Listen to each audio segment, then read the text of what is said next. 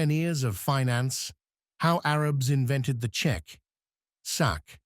The Abbasid Caliphate, 1,000 years ago, controlled the vast Silk Road.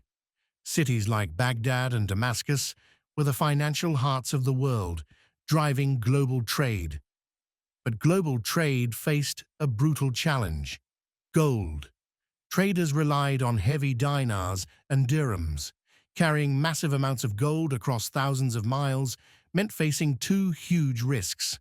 First, banditry. Every journey was a gamble with life and fortune. Second, logistics.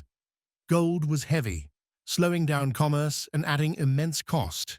The system was unsafe and inefficient.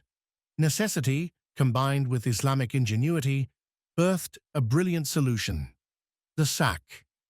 In Baghdad, a merchant would deposit his large sum of gold with a trusted financier, the Sarraf. In return, the Sarraf would issue a Sakk, a written financial document. This Sakk was essentially an order to pay. The name itself is the origin of the English word cheque.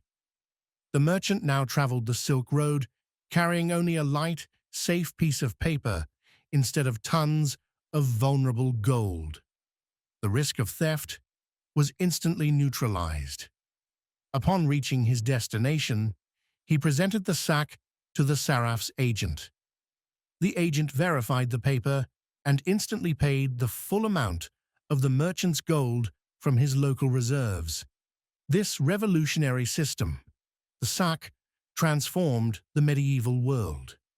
It proved that trust and paper could replace vulnerable metal, creating secure, scalable international trade and laying the foundation for our modern global banking system.